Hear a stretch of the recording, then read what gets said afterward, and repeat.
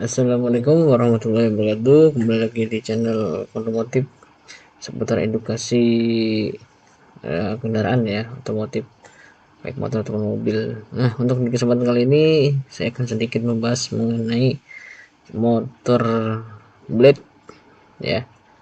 Nah, motor blade ini banyak sekali ya. Nah, jenisnya.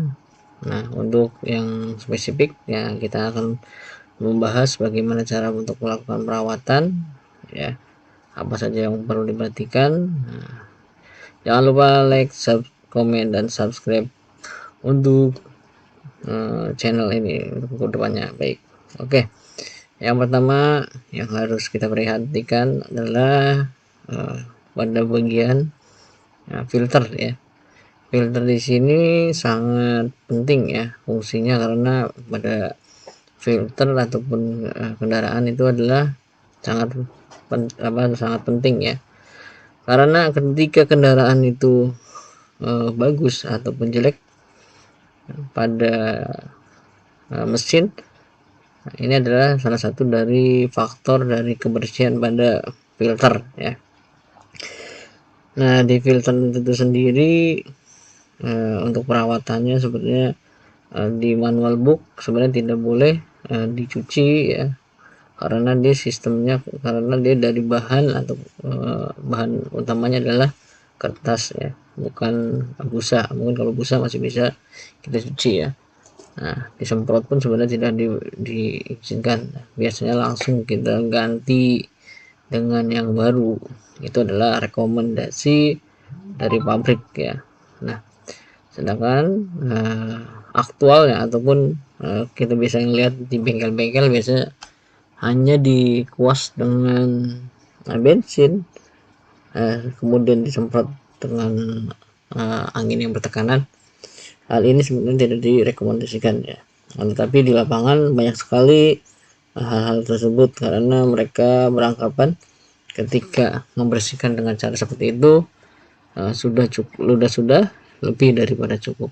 Nah, karena fungsinya sangat vital ya, jadi semua udara yang masuk ke dalam ruang bakar itu harus dilakukan filtrasi ataupun di filter untuk benar-benar udara yang masuk itu benar-benar udara, tidak tercampur dengan debu ataupun partikel-partikel yang lainnya ya. Ketika partikel lain bisa masuk ke dalam, maka secara otomatis akan mengganggu terjadinya proses ataupun siklus pada langkah mesin tersebut ya, apakah dia langkah hisap, kompresi, usaha ataupun buang. Itu akan sangat ditentukan oleh kebersihan daripada si filter ya. Nah, nanti akan kita bahas untuk lebih lanjutnya filter-filter seperti apa yang direkomendasikan dan yang tidak. Nah, itu ya, itu untuk mengenai filter. Nah, untuk di Honda Blade juga kita ada yang namanya pembersihan ataupun pengecekan pada area rantai ya. Nah, rantai di sini merupakan penggerak ataupun penghubung antara putaran mesin dengan putaran pada si ban ya. Nah, di sini juga perannya sangat penting ya, karena ketika si rantai itu memuai, maka tenaga yang biasanya dihasilkan ataupun yang diharapkan itu kurang maksimal ya.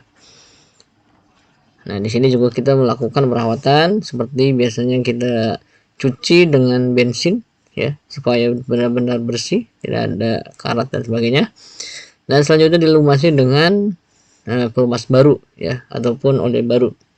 Nah, biasanya ada sedikit tips ya, ketika untuk kita membersihkan pada rantai biasanya kan menggunakan oli bekas ya. Nah, sebenarnya tidak ada masalah oli bekas ya, akan tetapi ketika menggunakan oli baru maka akan lebih performanya akan lebih berbeda ya.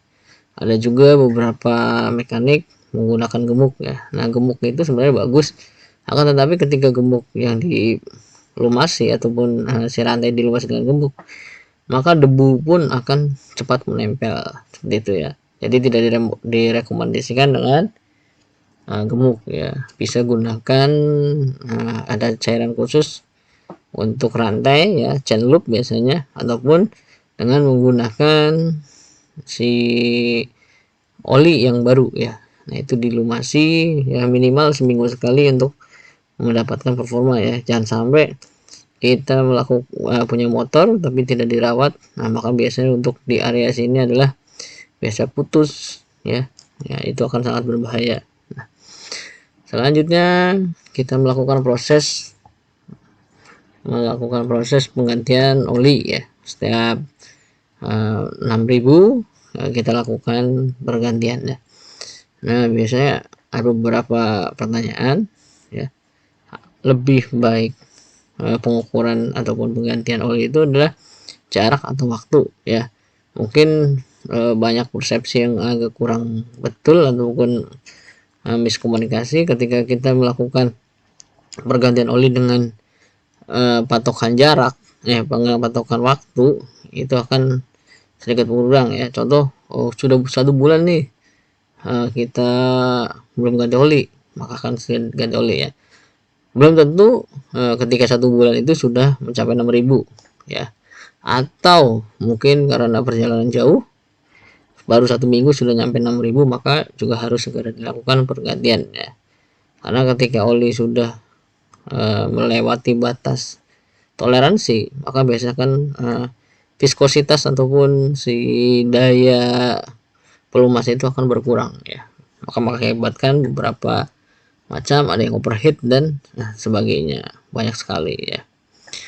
Nah untuk di blade ya, motor blade ini kita kemarin kedatangan blade, kita lakukan pembersihan di area-area tadi.